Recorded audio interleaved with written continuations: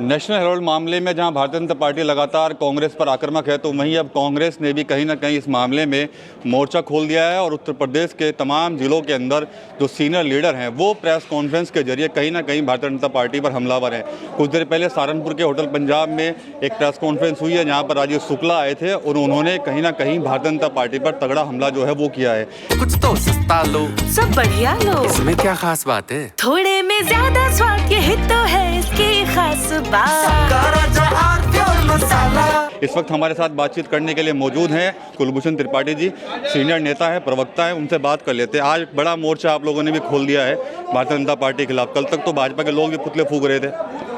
दरअसल हमने मोर्चा नहीं खोला है, हम आप सभी साथियों के माध्यम से, मीडिया के साथियों के माध्यम से अपनी बात जनता तक पहुंचा रहे हैं। दरअसल ये भारतीय झूठ पार्टी इस तरह का झूठ फैला रही है, चाहे नेशनल हेराल्ड के मामले में, एजेएल के मामले में कि हज़ारों करोड़ की संपत्तियां हैं, मनी लॉन्ड्रिंग की गई है, जबकि जो हमारी संपत्तियां हैं उनमें सिर्फ एक संपत्ति लखनऊ में फ्री होल्ड है, बाकी 5 संपत्तियां फ्री होल्ड ही नहीं है। और कुल संपत्ति का जो मूल्यांकन किया है इनकम टैक्स ने, वो 413 करोड़ की कुल संपत्तियां हैं।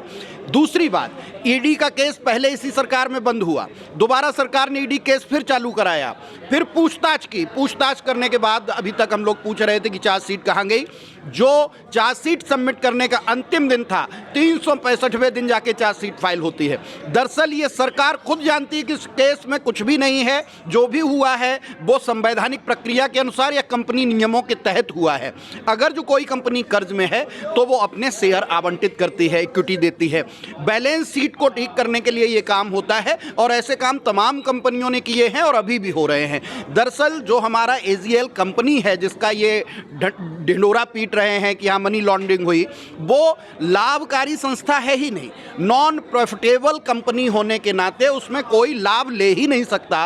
और उसके जो निदेशक बोर्ड में 6 के 6 लोग थे उस समय, उन्होंने कोई भी एक पैसे का लाभ नहीं लिया है। बैलेंस शीट क्लियर है, सारे तथ्य क्लियर हैं, लेकिन तथ्यों को जिस तरह से वितथीकरण बना के जनता के बीच रखना और बार बार कहना कि चोर हैं, हकीकत यह है कि चोर की दाढ़ी में तिनका है। उन्हें पता है, जैसे ही हमारा अहमदाबाद में अधिवेशन होता है और गुजरात से राहुल जी ने कहा कि यहीं से हम भारतीय जनता पार्टी को खत्म करेंगे, तो बेचैनी बहुत ज़्यादा बढ़ गई।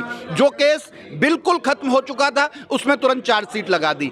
अभी हम आज पूरे देश में 57 शहरों में प्रेस कॉन्फ्रेंस कर रहे हैं, आगे भी प्रेस कॉन्फ्रेंस करेंगे और जो सच है वो मीडिया के साथियों के माध्यम से हम जनता तक पहुंचाने का पूरा प्रयास करेंगे। और यह सच जब जनता तक पहुंचेगा तो अपने आप ही भाजपा बेनकाब हो जाएगी। मैं पूछता हूं, पीएम केयर फंड की क्या कहानी है? आज तक पीएम केयर फंड पर कोई सवाल का जवाब दे पाई है सरकार?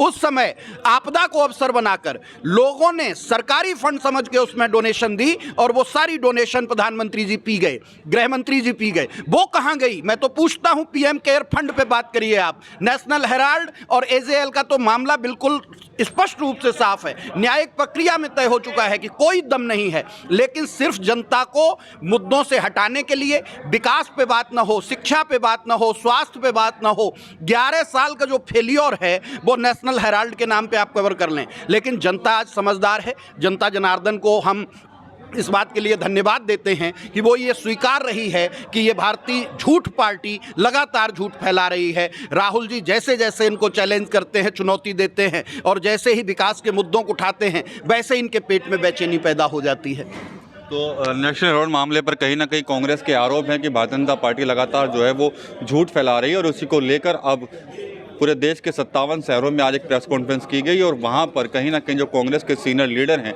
उन्होंने भारतीय जनता पार्टी के आरोपों का कहीं ना कहीं जवाब जो है वो दिया है। साथ ही साथ पार्टी पर एक तगड़ा हमला भी किया है। टीवी 9 यूपी के लिए सहारनपुर से विकास कपिल। थोड़े में ज्यादा स्वाद, यही तो है इसकी खास बात। वाओ मामा, क्या स्वाद है! अरे मेरे राजा, मसाला